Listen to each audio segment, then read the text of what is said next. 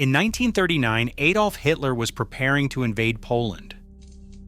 His generals raised concerns about how the world would respond to the mass atrocities they were planning.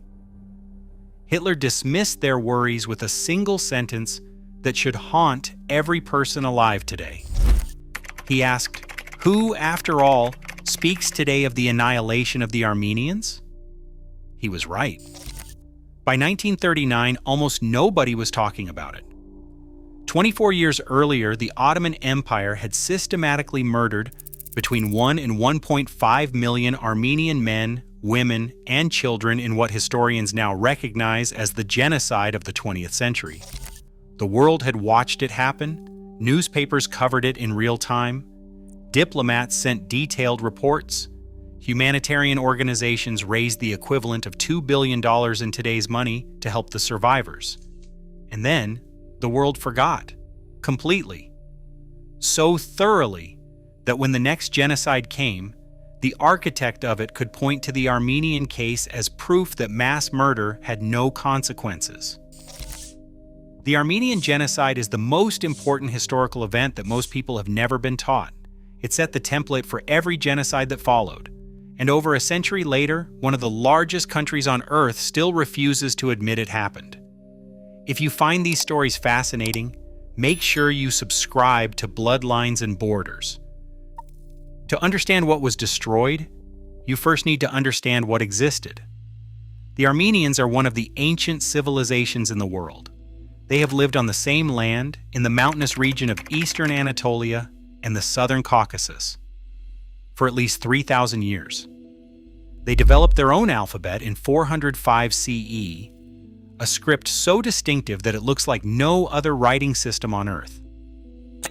They produced literature, philosophy, and architecture that influenced the wider region for centuries.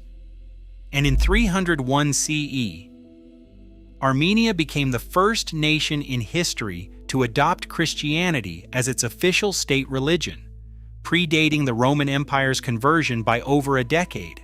This last fact is critical. Armenian identity was built on two pillars, their homeland and their Christian faith. These two things defined them as a people, and these two things also made them targets. By the 15th century, the Armenian homeland had been absorbed into the Ottoman Empire, a vast multi-ethnic state ruled by Muslim Turks. The Ottomans governed their diverse populations through the millet system, which granted religious communities a degree of self-governance in exchange for subordination and the payment of special taxes. Christians and Jews were classified as dhimmi, protected but unequal subjects who could practice their faith, but occupied a legally inferior position to Muslims. They could not testify against Muslims in court, could not bear arms, and were subject to a range of restrictions that varied by period and region. Within this system, the Armenians occupied a paradoxical position. They were valued as merchants, craftsmen, and administrators. They were sometimes called the loyal millet for their perceived reliability.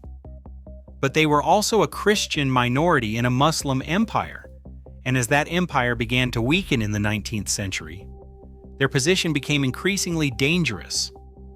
The genocide of 1915 did not come without warning.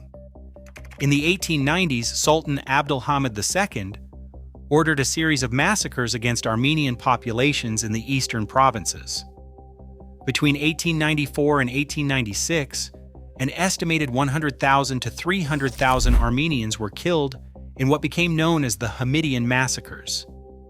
Entire villages were destroyed. Churches were burned.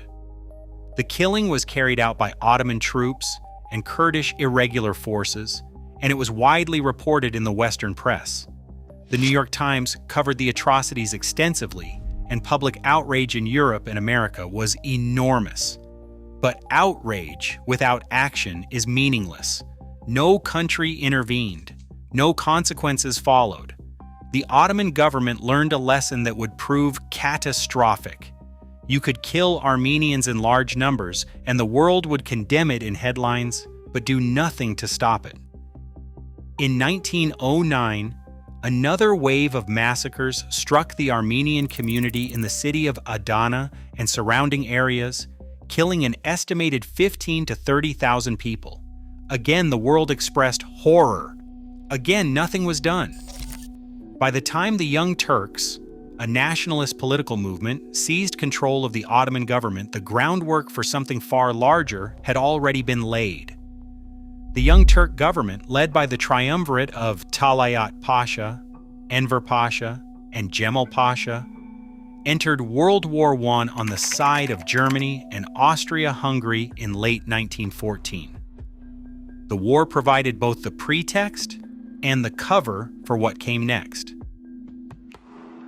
In January 1915, Ottoman forces suffered a devastating defeat at the Battle of Sarıkamış against Russia on the Eastern Front.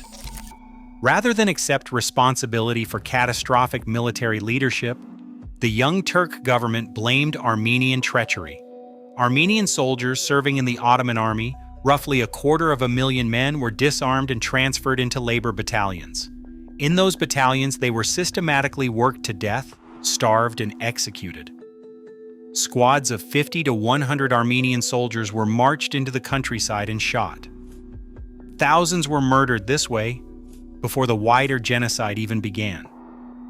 On April 24, 1915, the Ottoman authorities arrested approximately 250 Armenian intellectuals, community leaders, writers, doctors, and clergy in Constantinople, the empire's capital. They were deported to the interior of Anatolia, where most were executed. In a single night, the Armenian community was decapitated. Its leaders, its thinkers, its voices were gone. The remaining population, now leaderless and defenseless, was exposed to what followed. What followed was systematic extermination.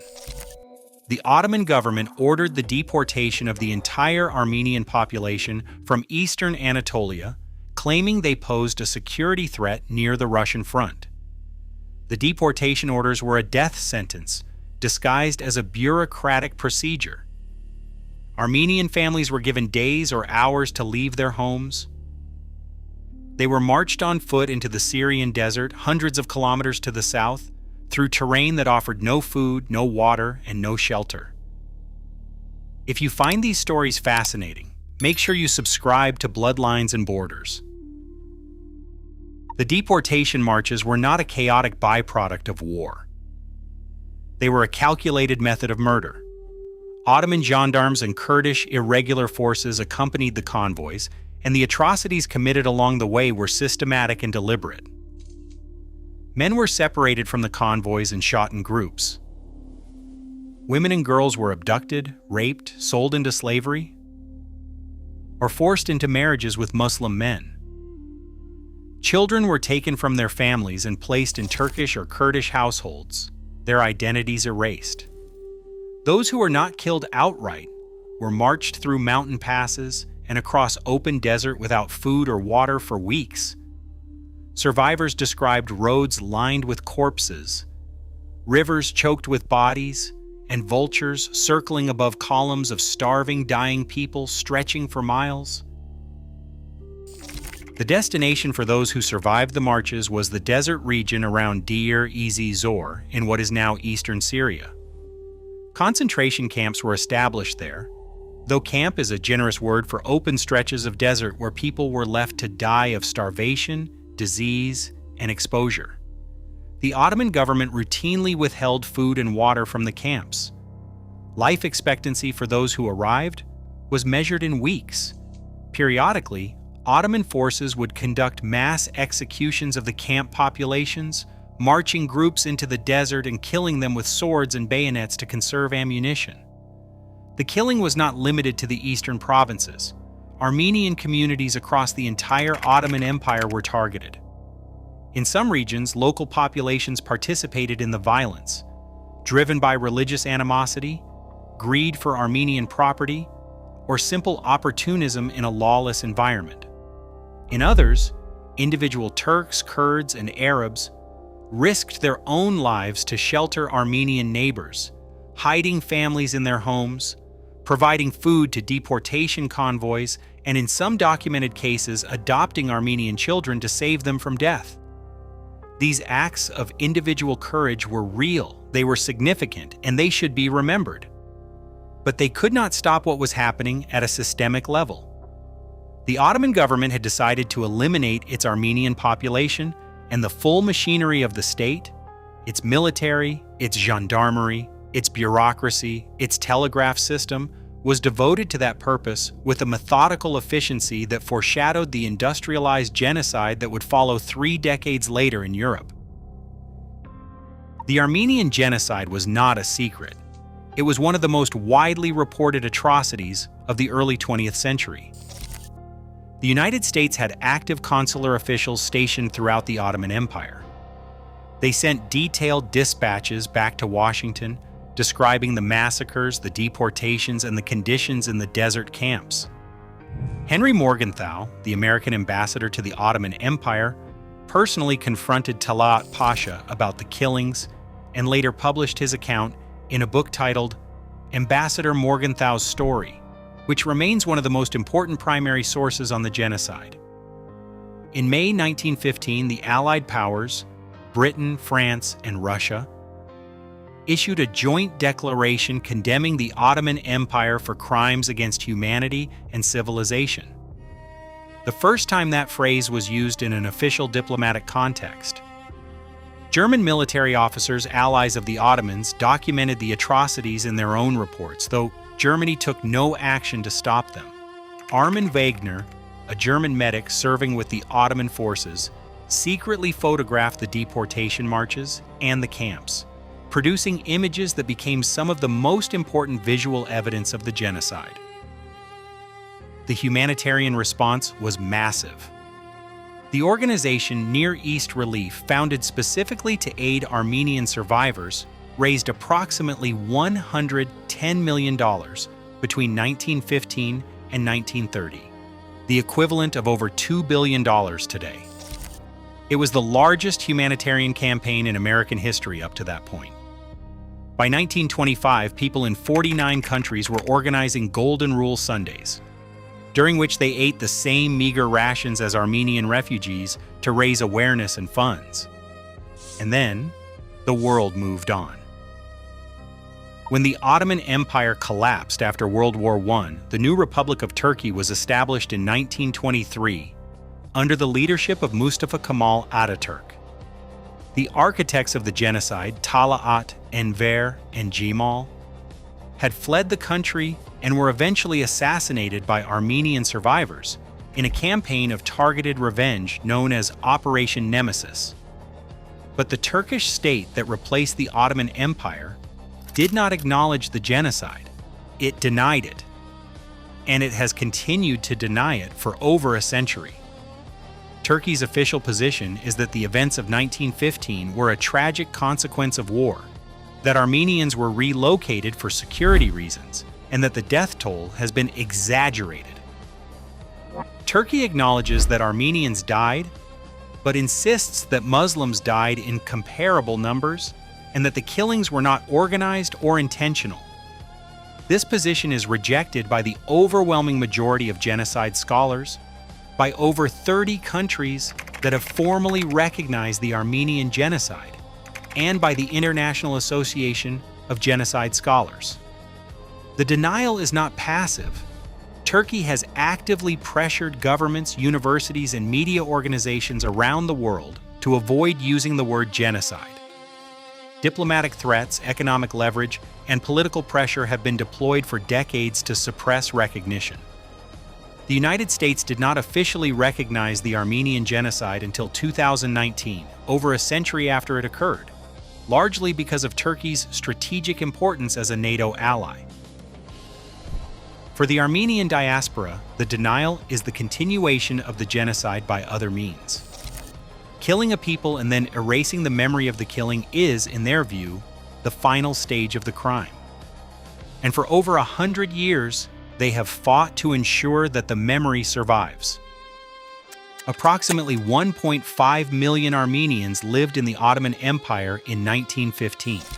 By 1918, over 90% were gone, killed, deported, or scattered across the globe as refugees. Their homes were given to Muslim settlers. Their churches were converted or demolished. Their presence in eastern Anatolia, stretching back 3,000 years, was erased so completely that many visitors to the region today have no idea that Armenians ever lived there. But the Armenian people survived. They rebuilt communities in Lebanon, Syria, France, Argentina, the United States, and dozens of other countries. They maintained their language, their church, their alphabet, and their identity across a diaspora that now spans every continent. In 1991, when the Soviet Union collapsed, the Republic of Armenia declared independence, giving the Armenian people a sovereign state for the first time in centuries. Today, approximately 3 million people live in Armenia. Another 7 to 10 million live in the diaspora. Every April 24th, Armenians around the world gather to commemorate the genocide, to speak the names of the dead, and to insist on a truth that the perpetrators have spent a century trying to bury. The Armenian story is, at its core, a story about what happens when a people's existence becomes inconvenient to the state that rules them. It is a story about what empires do when they decide that a minority population is a problem to be solved rather than a people to be governed. And it is a story about what happens when the world watches a genocide unfold, expresses outrage, and then forgets, leaving the next generation of killers to conclude that mass murder carries no price. Hitler understood this. He counted on it, and for decades he was proven right. The Armenian people have spent over a century making sure that will not be the final word.